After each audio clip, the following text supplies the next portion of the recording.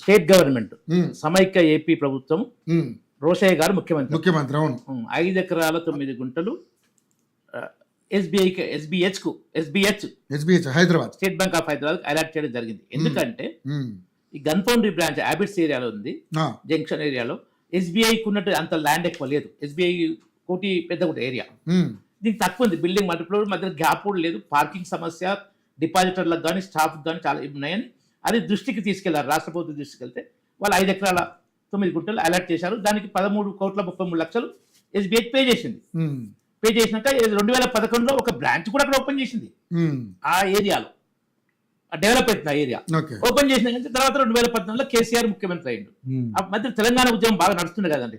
దాంతో ఈ కొత్త నిర్మాణాలు కానీ అవి చేయలేని పరిస్థితి, కొద్దిగా అంతా పీస్ఫుల్ అయినా చేద్దాం అనుకున్నారు.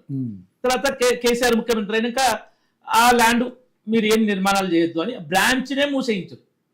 ఓపెన్ అయిన బ్రాంచ్నే మూసేయించి తర్వాత దాంతో నడుస్తుంది, టెన్షన్ పడి నడుస్తుంది. మళ్ళీ 2020లో మనకు కరోనా వచ్చింది కదా, కరోనా వచ్చింది.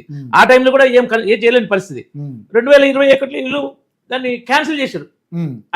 అలాట్మెంట్ అంటే అమౌంట్ పే చేసే వాళ్ళు అలర్ట్ చేశారు, బ్యాంక్ అమౌంట్ పే చేసింది, అప్పుడున్న వాల్యూ ప్రకారం పే చేసింది. పే చేసి దాన్ని క్యాన్సిల్ చేస్తే వాళ్ళు కోర్టుకి వెళ్ళింది ఎస్బీఐ. అది 2016లో ఎస్బీఐలో మెర్జ్ అయింది. 2016లో ఎస్బీఐ మెర్జ్ అయ్యి ఆ మెర్జింగ్ ప్రాసెస్ 2-3 ఏళ్ళు తీసుకుంది. అది అంతలో ఈ క్లోజింగ్ అయినాక తర్వాత కరోనా వచ్చింది. సో ఈ కారణాల వల్ల వరుసగా ఏంటంటే తెలంగాణ ఉద్యమం 2 ఏళ్ళు, ఎస్బీఐలో మెర్జ్ కావడంతో 2-3 ఏళ్ళు, కరోనా వాళ్ళు క్యాన్సిల్ చేస్తే మళ్ళీ కోర్టుకి వెళ్ళారు. కోర్టుకి వెళ్తే కోర్టు స్టే దాన్ని విచారణ చేస్తుంది.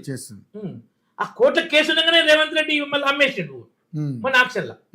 సో మళ్ళీ దాన్ని కోర్టులో రిలీజ్ చేసిండు, చేస్తే స్టే ఇచ్చింది మొన్న 18th జూన్ రోజు 3 వారాలు స్టే ఇచ్చి ఆ కన్సర్న్ పార్టీస్ స్టేట్ గవర్నమెంట్ కు, తర్వాత ఆక్షన్ తీసుకున్న వాళ్ళకు, వీళ్ళకి ఎస్బీఐకి ముగ్గురికి మీ వర్షన్ మీరు ఇవ్వండి అని నోటీస్ పంపింది కోర్టు. నోటీస్ పంపితే ఇక 3వ కాలే. ఇప్పుడు దాని మీద ఎస్బీఐ మీద కక్ష కట్టి హరీష్ రావు చెప్పింది ఏమన్నా ఓరుందా అంటే నెగ్లిజిబులే. రేవంత్ రెడ్డి చేసే దుర్మార్గాలు అట్నే ఉన్నాయి. ఇప్పుడు హరీష్ రావు గారు చెప్పిన మాటలు నిజం ఉందంటారు. 100% నిజమంటలేను, కానీ రేవంత్ రెడ్డి చేసిన పనులు మాత్రం ఆ తరాలో ఉన్నాయి. ఇప్పుడు ఆ 5 ఎకరాలని ఆయన 1500 కోట్లకు అమ్ముకున్నాడు, వేలంలో అమ్మేడనేది నిజమా, వాస్తవా, అబద్ధమా?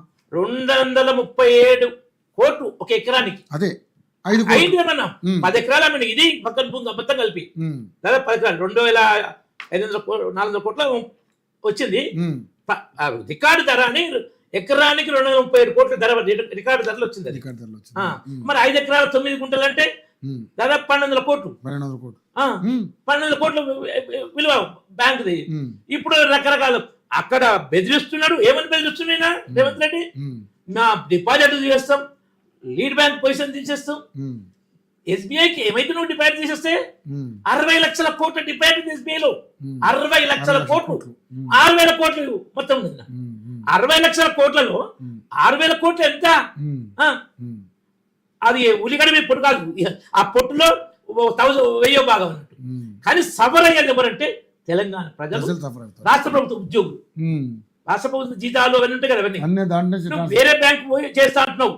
నీకు బ్యాంకింగ్ నాలెడ్జ్ లేదు. సెంట్రల్ గవర్నమెంట్ ఏంటంటే మొదలు కాంగ్రెస్ ఉన్నప్పుడు 2014 కాలంలో ఈ 28 పబ్లిక్ సెక్టర్ బ్యాంక్స్ ఏంది, ప్రైవేట్ బ్యాంక్స్ వేరే.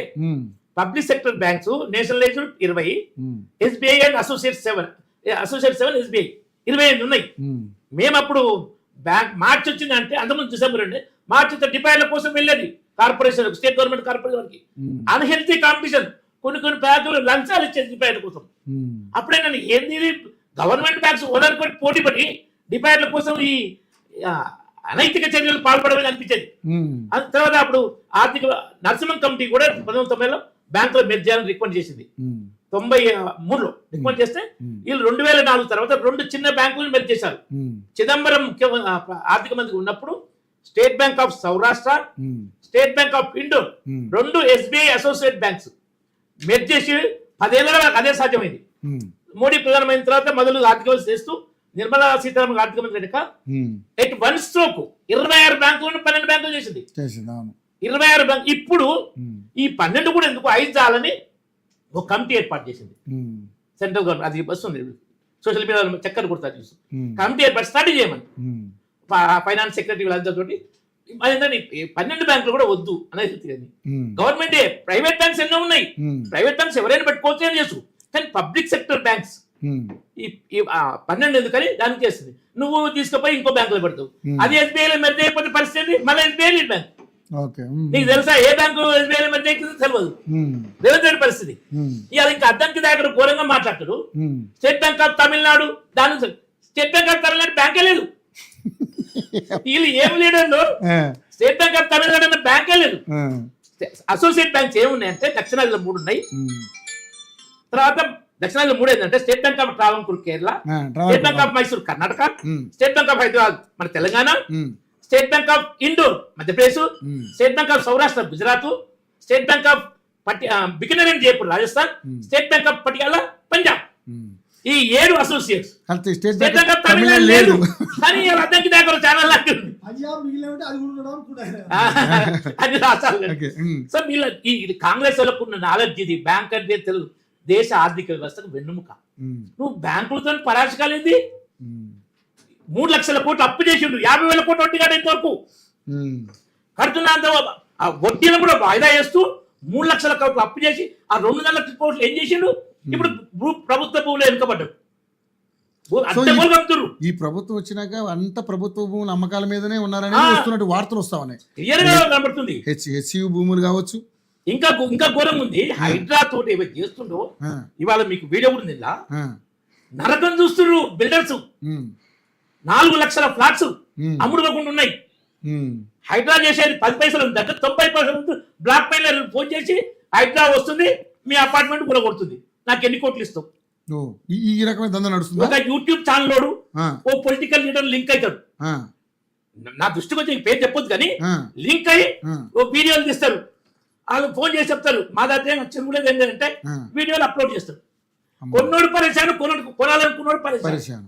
ఏమనంటే హైడ్రా వచ్చి కూలగొడుతుంది. ఇదంతా మాఫియా నడుస్తుంది, మాఫియా నడుస్తుంది. కేటీఆర్ కూడా నడు నా దగ్గరకు వచ్చి అది పోస్ట్ చేయండి, ఇది ఈ ఊకెప్పి ఇక్కడ చేసేది రియల్ ఎస్టేట్ మా ఊళ్ళని ఓ మీటింగ్ లో అన్నాడు. చాలా ఘోరాలు చేస్తున్నారు, నరకం చూస్తున్నారు, ప్రత్యక్షంగా నరకం చూస్తున్నారు ఆ బిల్డర్లు. కానీ పర్టికులర్లీ ఒక గేటెడ్ కమ్యూనిటీ బిల్డర్ 5-10 ప్లాట్ల కంటే ఏం కాదు, 5 ప్లాట్ బేసిక్ చేయలేడు. ఆ చెరువు ఎవరైనా చెప్తారు జర్ర గేటెడ్ కమ్యూనిటీ ఉందంటే చాలు 100 కోట్ల 200 కోట్ల ఉంటుంది, దాని టోటల్ పెంచారు. బెదిరించి వసూలు చేస్తారు. అది నరక హైడ్రాతోని.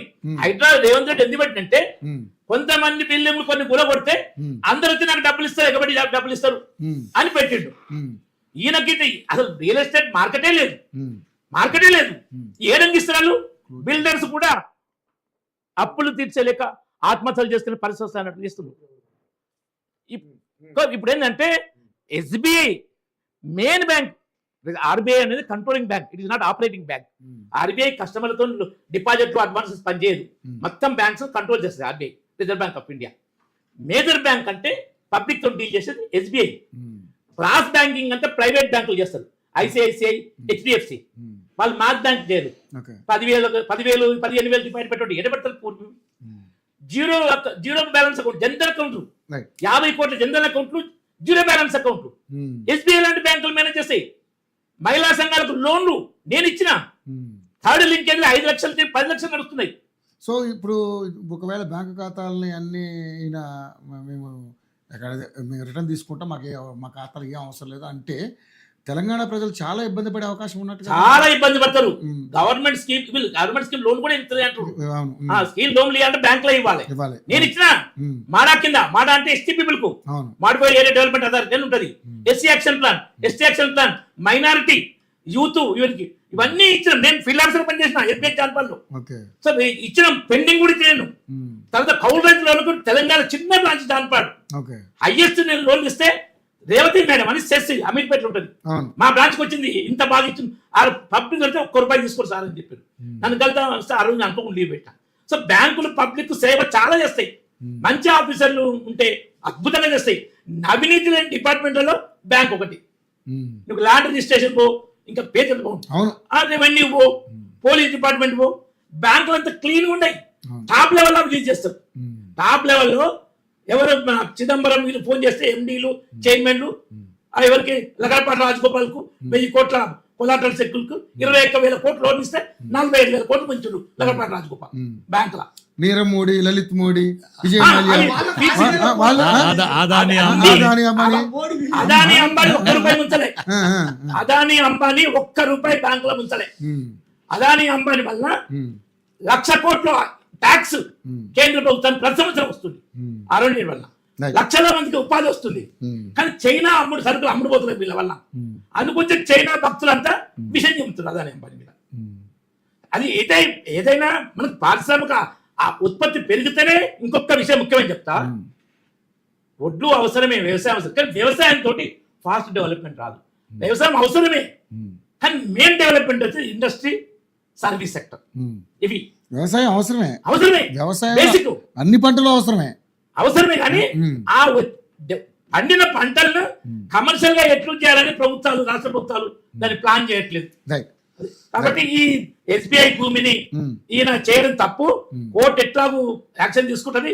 ఈ లోపల ఇవాళ ఎస్బీఐ చీఫ్ సెక్రటరీ వాళ్ళు రాష్ట్ర ప్రభుత్వ చీఫ్ సెక్రటరీ కలిసాడు ఎస్బీఐ అధికారులు. దాని గురించి మనం చర్చించిన వివరాలు మనకు తెలియదు. రైట్ శ్రవణ్ గారు, రాజకీయ విశ్లేషకులు తీసుకున్న తర్వాత అంటే ఏంటనే తర్వాత మెయిన్ ఎవరైతే మరి